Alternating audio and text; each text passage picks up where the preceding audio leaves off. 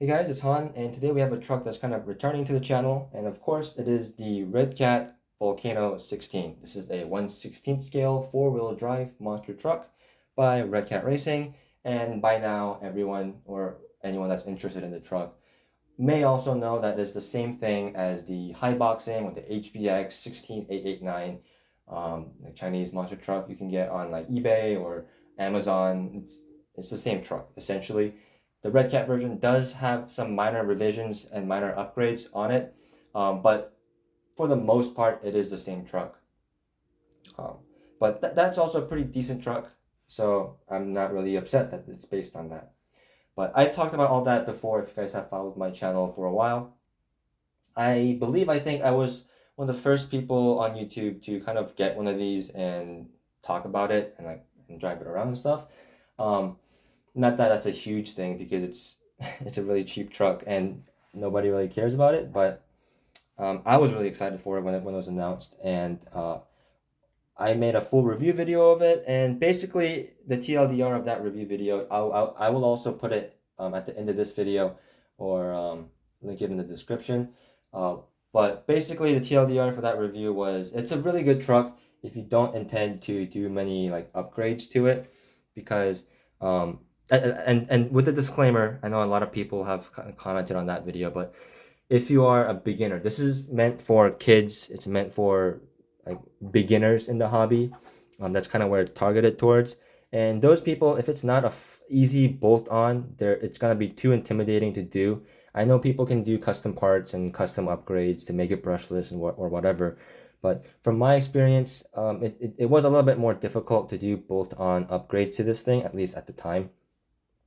So my consensus was, my opinion was that if you intend to drive this thing and just repair it when it breaks and not really plan on doing much upgrades to it, then it's a perfectly good truck. It's a really good truck actually, and really fun to drive and handles really well. And I actually was really happy with it. It's only when you get into trying to upgrade it, do any custom upgrades or anything like that, where you kind of end up getting and running into some issues. But with all that said, I decided to pick up another one because I wanted to see kind of if they've made any improvements or revisions to it in the year that it's been out. And also, I recently got the revised Volcano 10th scale, which has a very similar body style to this, as well as I also recently picked up a Redcat Kaiju, which has a very similar chassis look to this, as well as the wheels and tires. So looking at those two things on my shelf, I kind of reminisced about getting this thing again, so I picked it up for that reason as well. But talking about some of the things about the truck, the tires are still the same tires. They're still hard, but that should be fine for the kind of driving that this thing is gonna do. The decals are still not applied out of the box. You have to still apply them yourself. The Red Cat logo right there on the wheel looks really cool. The tires, the Kaiju style tires looks really cool. It still doesn't come with oil-filled shocks. I put the Red Cat upgrade oil-filled shocks. Damn. Kind of getting my tongue tied a little bit there. On here, the Red Cat ones only come in pairs. If you want it for both front and rear, you have to get two.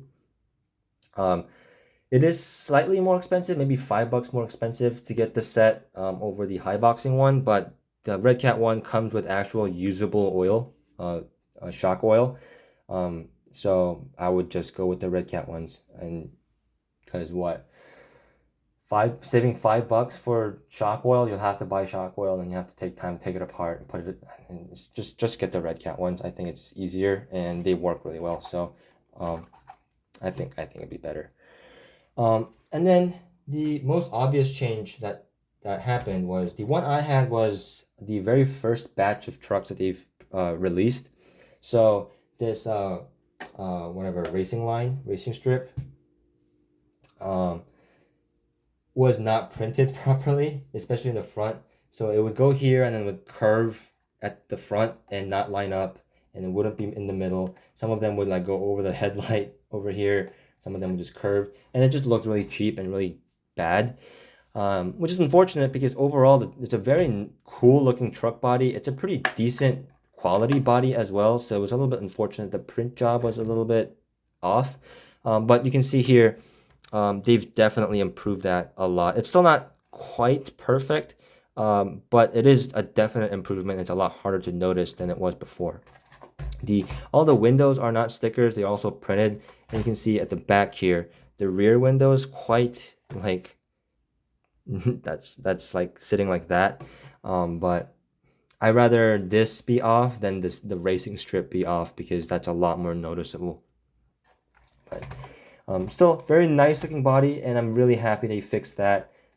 It's a very minor thing, but it adds a lot.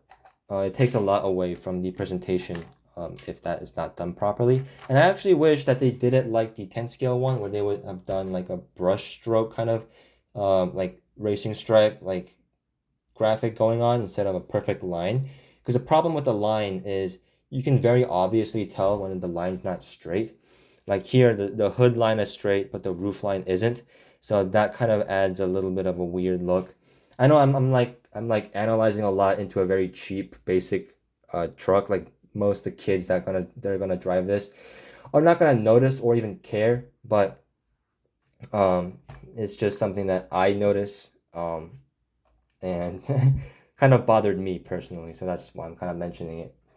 I think it'd be also I think it also look pretty cool if they had did the bed in black like they did with the 10 scale, but that's not hard to do yourself. So that is kind of whatever. I'll probably end up doing that myself. I went with this version of the stickers again, and the body still is the same nice body. Still pretty sturdy. I like the look of it a lot, so pretty happy with it. In here, the chassis is not changed. Nothing else has changed. It still has a plastic servo horn, same servo, same 2-in-1 ESC receiver combo, same motor with the proprietary connector. So nothing else has changed. It still includes two 800 milliamp hour lithium ion battery packs. These things here. One of them will be in the bag with some of the extra body clips and whatnot, and one of them will be pre-installed in the truck, so you do get two. One thing I did notice though when I was driving it is the throttle response seems to be slightly improved on it. You have the radio, and then plug this in.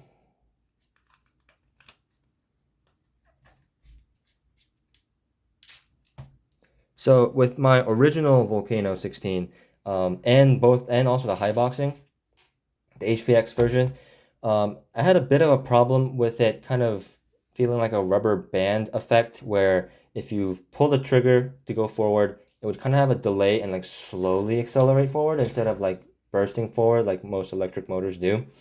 And it still doesn't quite have the punch like other cars, but it is definitely improved. So you can see if I pull the trigger,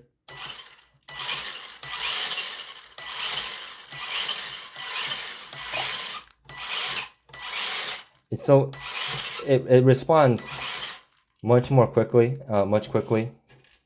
You can see it's a lot punchier off the line. It does still have a little bit of a rubber bandy like gradual effect going on, but it's not nearly as pronounced as it used to be. So I think that's a huge improvement. The servo response is still very, very good. It's not the most precise servo in the world, but the response time is pretty decent. So I think that's going to be really good for it, especially since it's a small truck. A lot of people may be driving it in confined spaces, and quick steering is very important for that. The LEDs are still not installed out of the box. You have to install them yourself, and they're still the proprietary LEDs or whatever. So nothing else really has changed on it.